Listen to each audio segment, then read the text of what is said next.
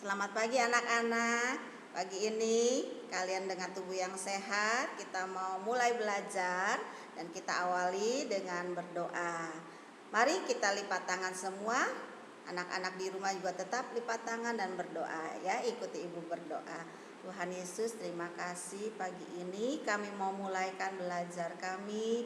Kami bersyukur Tuhan sudah pimpin kami semua, Tuhan menyelesaikan tema 1 dan hari ini kami mau mulai dengan tema 2. Tuhan yang tetap menuntun kami, memimpin kami dengan hikmat-Mu.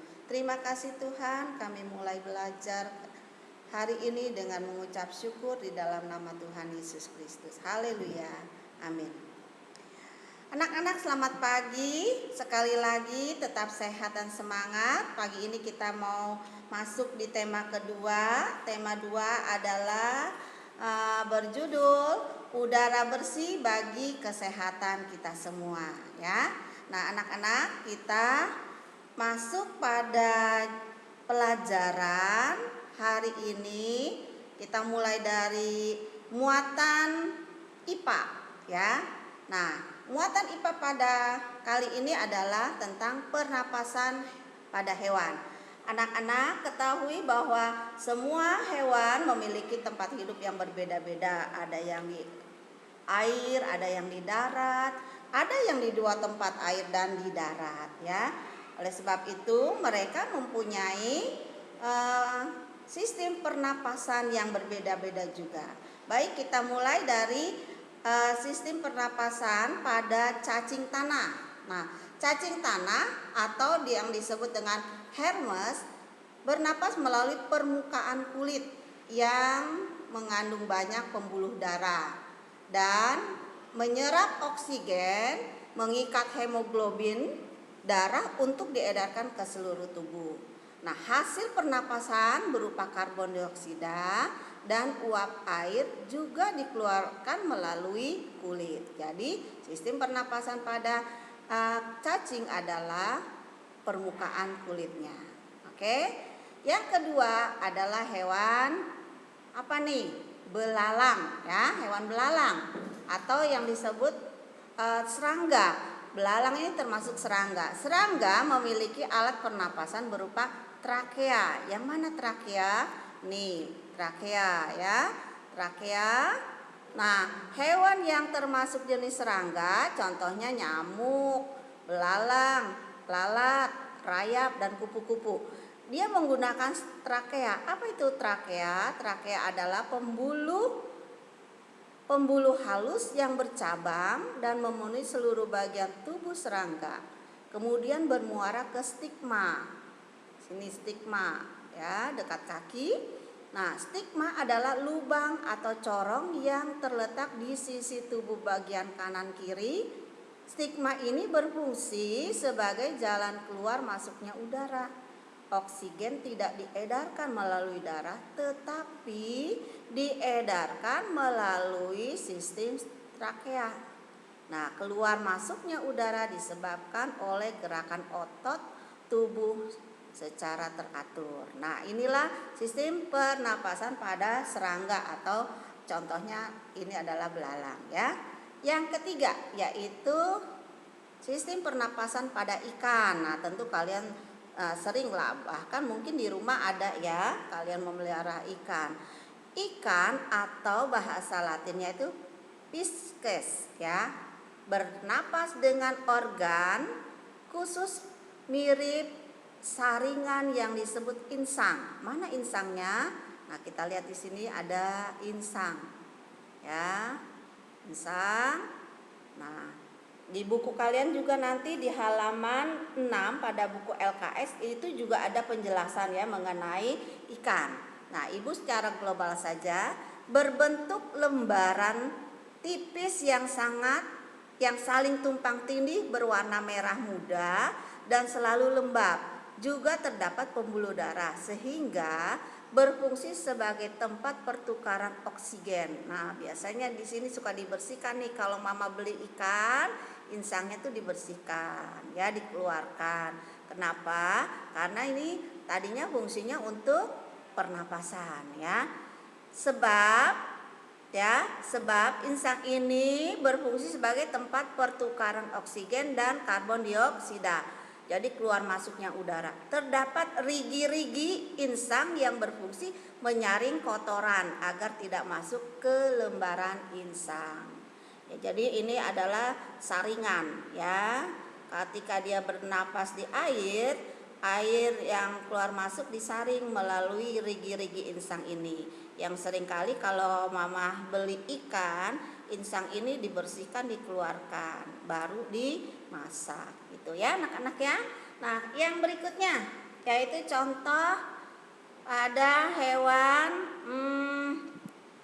katak ya, yaitu yang disebut dengan amfibi. Kenapa disebut hewan amfibi? Karena katak ini hidup di dua tempat, hidup di air dan hidup di darat ya. Nah, pernapasan pada katak terdiri ada 3 bagian, yaitu rongga mulut, hidung, dan paru-paru. Tetapi katak bernapas ada 2 cara sesuai dengan usianya. Mari kita lihat penjelasannya. Saat masih berupa kecebong atau katak kecil, katak bayi katak ya, bayi katak hidup di dalam air. Nah, dia bernapas menggunakan insang. Setelah berumur 9 hari, kecebongnya sudah agak besar. Kecebong ini bernapas menggunakan insang dalam. Akan menyusut seiring mulai berfungsinya paru-paru dari katak muda, sehingga menjadi katak dewasa. Nah, setelah jadi katak dewasa, maka bernapas menggunakan paru-paru dan permukaan kulit. Gitu ya anak-anak ya. Ingat, nanti kalian bisa baca lagi pada buku LKS halaman 7. Ya. Baik, berikut adalah nih, reptil, hewan reptil. Contohnya reptil adalah ular, kadal, terus apa tuh? Cecak, buaya dan biawak ya. Reptil bernapas menggunakan paru-paru juga, sama seperti katak dewasa. Udara masuk melalui hidung, batang tenggorokan, lalu ke paru-paru. Paru-paru reptil dilindungi oleh tulang rusuk.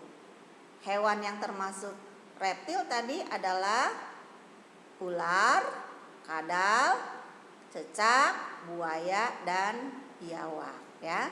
Demikian anak-anak, sudah berapa hewan tuh ya. Nanti kalian baca juga di buku tematik ya. Nah, ibu berikan video ini agar memberikan satu rangkuman. Tetapi tidak cukup dengan melihat video ini, menonton video ini, kalian harus baca juga buku tematik dan buku LKS-nya ini ya. Jadi dalam 1 minggu ini kita akan baca dengan keseluruhan materinya yang ada ya.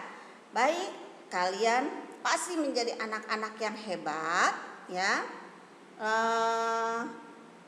Nanti ada kelanjutannya juga, yaitu hewan burung ya, atau yang dimasuk dalam kelompok Aves ya. Hewan burung ini ya, kalian nanti coba dibaca baik-baik bukunya, lalu tambahannya bisa dilihat lagi pada video. Burung atau Aves bernapas dengan sepasang paru-paru, sama ya dengan katak, dengan apa tadi? Dengan reptil ya, pakai paru-paru yang terletak pada rongga dada. Nah, saat terbang, burung bernapas dengan bantuan pundi-pundi udara yang berisi oksigen. Ketika burung mengepakkan sayapnya, itu tandanya mereka sedang menghirup udara melalui pundi-pundi udaranya. Pundi-pundi udara berfungsi sebagai tempat penyimpanan udara. Saat tidak terbang, burung menghirup udara sebanyak-banyaknya, kemudian disimpan dalam pundi-pundi udara. Demikian anak-anak, ya baca terus ya, pahami melalui buku yang kalian miliki.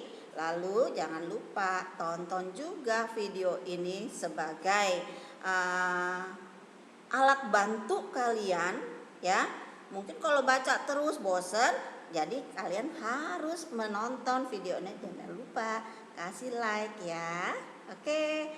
Nah, kita lanjut ke muatan bahasa Indonesia ya.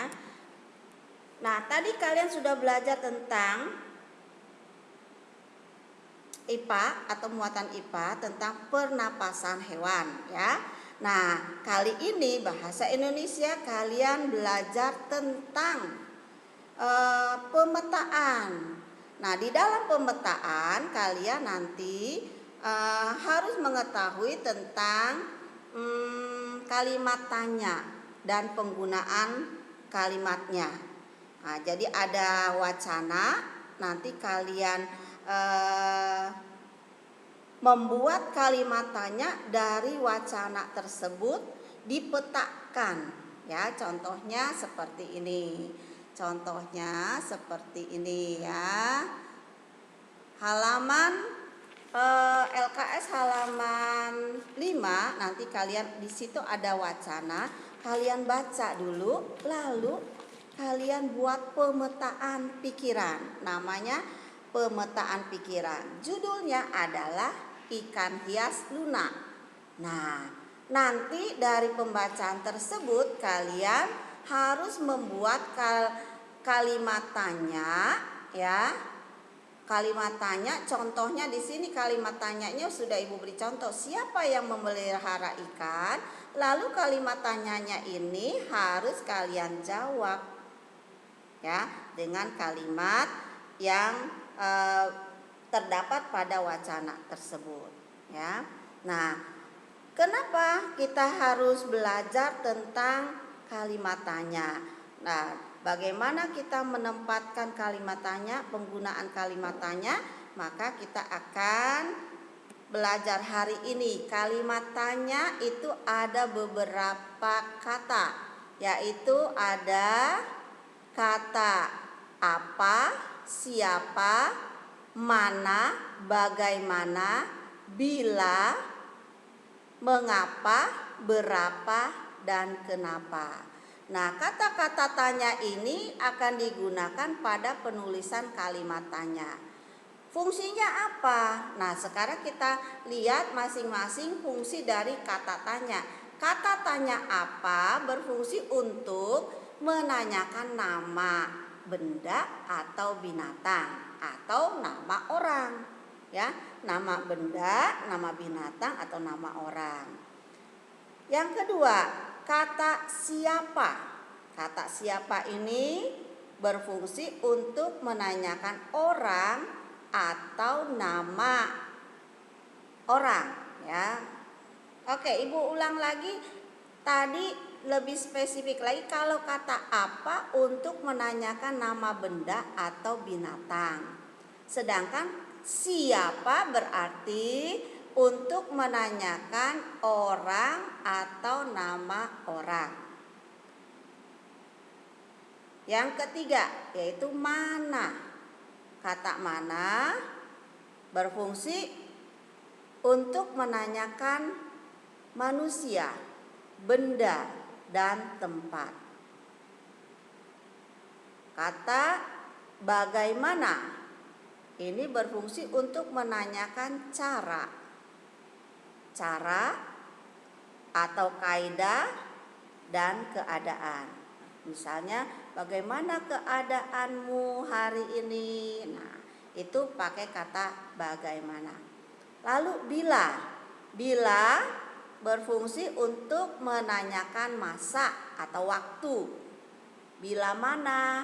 Nah, itu artinya sama dengan bila mana itu sama dengan kapan gitu ya. Bila mana atau menanyakan masa ya. Di sini berfungsi untuk menanyakan masa. Hari, minggu atau zaman apa, tempo ya. Nah, kata mengapa. Sekarang kata mengapa berfungsi untuk menanyakan sebab. Mengapa kamu menangis? Mengapa kamu tertidur di kelas? Nah, itu menanyakan sebabnya. Berarti jawabnya nanti karena, gitu ya. Karena kata mengapa fungsinya adalah untuk menanyakan sebab. Berikut adalah kata berapa. Berapa ini menunjukkan menanyakan untuk jumlah atau bilangan ya. Dan terakhir adalah kenapa. Biasanya kenapa ini dalam bahasa sehari-hari ya, jarang sekali digunakan dalam bahasa Indonesia percakapan kenapa. Ya, kenapa itu fungsinya untuk menanyakan sebab. Ya, kenapa jadi sama dengan mengapa ya fungsinya. Oke, itulah kata tanya yang kita pelajari untuk minggu ini, anak-anak. Satu hal yang ibu mau ingatkan, ketika kalian menuliskan kalimat, di awal kalimat harus menggunakan huruf kapital. Jangan lupa kalian sudah kelas 5 ya. Jadi penulisan huruf kapital sesuai dengan tempat dan kegunaannya. Oke, nah inilah materi yang akan kita pelajari sepanjang minggu keberapa? Minggu kedua ya. Minggu kedua dari Agustus setelah kita ulangan harian pertama. Anak-anak tetap semangat. Ingat, di dalam penulisan jawaban harus diperhatikan cara menulisnya, bentuk tulisannya, dan penggunaan huruf pada tempatnya. Oke, selamat belajar. Tuhan Yesus memberkati.